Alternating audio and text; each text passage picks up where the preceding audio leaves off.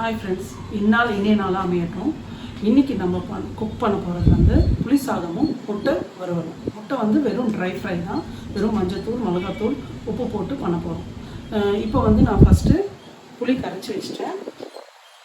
அதுக்கு புளி கரைக்கிறேன். அரிசி ஊற வச்சுருக்கேன். இது எலக்ட்ரிக் குக்கரில் தான் ரைஸ் பண்ண போகிறேன். ஸோ இது தண்ணி கொதிக்கணும். கொதிச்சோடனே அரிசி இதில் போட்டுருவேன். இது கொதிக்க ஆரம்பிச்சிருச்சு. இப்போ அரிசி போட்டுடலாம். சூடாக இருக்கும், பார்த்து கேர்ஃபுல்லாக போடணும். இதில் தண்ணி வந்து ரொம்ப கொதிக்குது, அதனால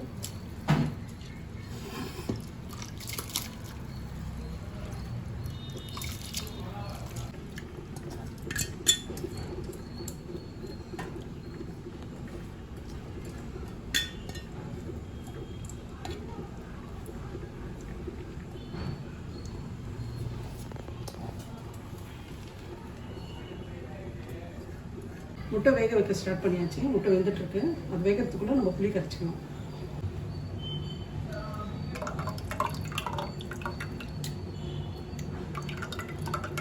புளி கரைச்சி வச்சுக்கலாம். இந்த புளி கரைச்சல் வந்து எப்படின்னா, நம்ம நல்லா எண்ணெயில் வச்சு நல்லா கொதிக்க வச்சு புளி கரைச்சல் பண்ணிட்டோம்னா ஃப்ரிட்ஜில் வச்சுட்டு கூட ஒரு 1 வீக்குக்கு யூஸ் பண்ணலாங்க. எப்பாச்சும் எங்கன்னா ஊருக்கு போகிறோன்னா கூட அதை எடுத்து சாப்பாடு மட்டும் வடிச்சிட்டு கலந்து எடுத்துகிட்டு போகலாங்க. புளி சாதம் ரொம்ப நல்லாயிருக்கும். நான் நிறைய வாட்டி அது மாதிரி பண்ணியிருக்கேன். அது நல்லாயிருக்கும் கரைசல். இப்போ தண்ணி ஊற்றி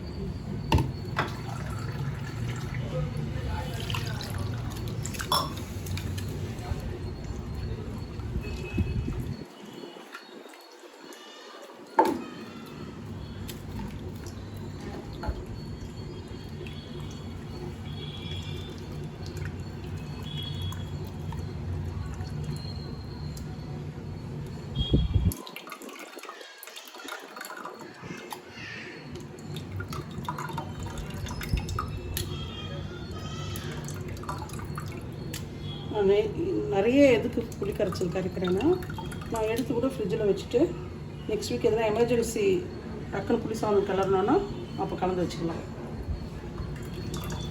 அதுக்காக நான் கொஞ்சம் நிறைய புளி போட்டிருக்கேன். என் பெரிய பையனுக்கு புளி சாதம்னா ரொம்ப பிடிக்கும். அவன் எவ்வளோ புளி சாதம் கொடுத்தாலும் சாப்பிட்டுட்டே இருப்பான். அவனுக்கு அவ்வளோ ஃபேவரெட். அதனால் அவனுக்கு கொஞ்சம் நிறைய நைட்டும் அதுதான் சாப்பிட்றான் கேட்பான். அவனுக்கு புளி சாதமும் முட்டை ரொம்ப பிடிக்கும்.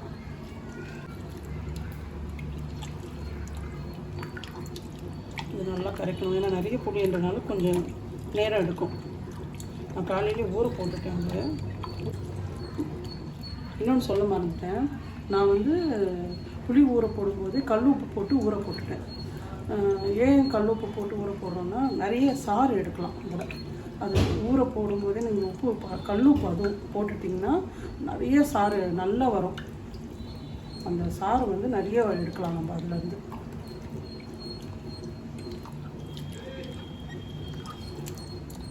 இதெல்லாம் சின்ன சின்னதாக நிறைய பேருக்கு தெரிஞ்சிருக்கும். தெரியாதவங்களுக்கு மட்டும்தான் நான் சொல்கிறேன்.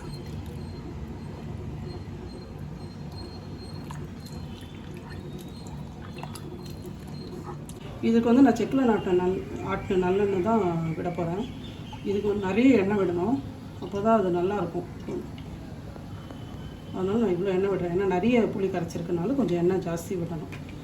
இப்போ இது சூடாகிறதுக்குள்ளே நம்ம காஞ்ச மிளகா கிள்ளி வச்சுக்கலாம். எண்ணெய் போடலாம், நீட்டும் போடலாம், குண்டு காஞ்ச மிளகாவும் போடலாம். நான் வந்து இப்போது நீட்டு காஞ்ச மிளகா போடுறேன்.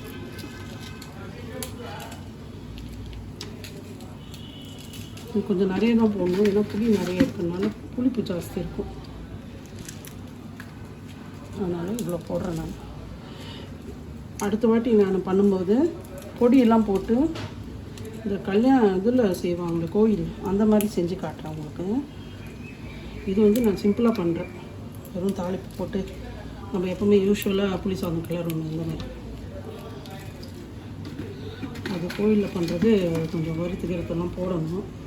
டைம் இல்லை நான் பண்ணுறதுக்கு. எண்ணெய் போதும். எண்ணெய் காஞ்சிடுச்சு பார்த்துக்கோங்க.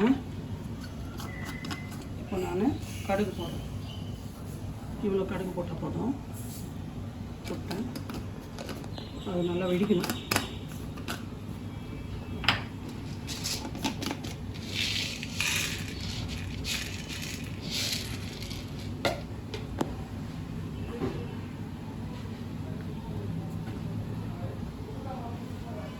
கடுகு வெடிக்க ஆரம்பிச்சிச்சு. அது வெடித்து அடங்கணும். அப்புறம் தான் நம்ம எல்லாம் போகணும். அது வெடிக்கும் போதே போட்டிங்கன்னா தீயத்துக்கு வாய்ப்பு இருக்குது. இப்போ கடலைப்பருப்பு போட்டுடலாம். கடலைப்பருப்பு போடும்போது காஞ்ச மிளகாவும் போட்டுடலாம். வேர்க்கடலை போடணும். தோலோடையே போடலாம் வேர்க்கடலை, ஒன்றும் தப்பில்லை. வேர்க்கடலை கொஞ்சம் போட்டேன். இப்போ சிம்மில் வச்சிடுறேன். நான் கேஸ் சிம்மில் இருக்கேன்.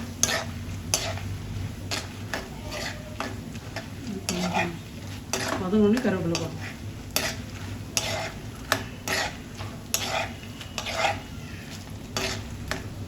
வதங்கிடுச்சு.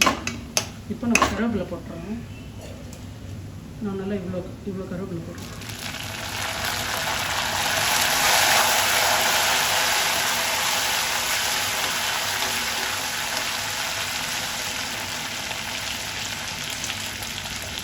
இப்போ புளி கரைச்சலை நான் ஊற்றிடுறேன்.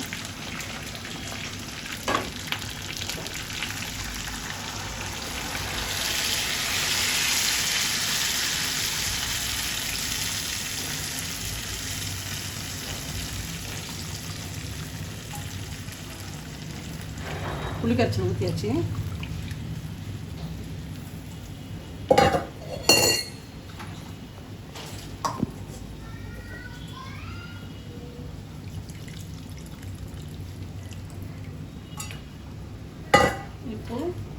இப்போ வந்து இதில் மஞ்சத்தூள், பெருங்காயம் எல்லாம் போடணும். நான் பெருங்காயம் போட போகிறேன் ஃபஸ்ட்டு.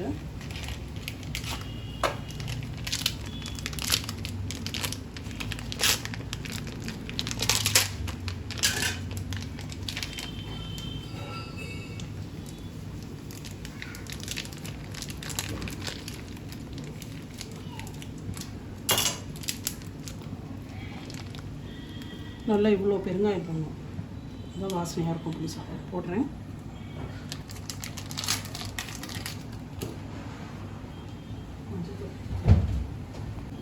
மஞ்சத்தூள் போட்டுருவேன். அவ்வளோதான். இது கொதிக்கணும். அதுக்கப்புறம் தான் புளி சாதம் ரெடி. கொதிச்சுதுன்னா புளி சாதம் ரெடி. புளி கரைச்சல் ரெடி. புளி கரைச்சல் ரெடி. ஒரு கிளறுவோம். ஏன்னா மஞ்சத்தூள் அங்கங்கே அதை குண்டு குண்டாக அப்படி எப்படி நிற்கிது பாருங்க. ஒரு கிளறிட்டால் அதை கொதிக்கும் போது அது அட்ஜஸ்ட் ஆகிடும்.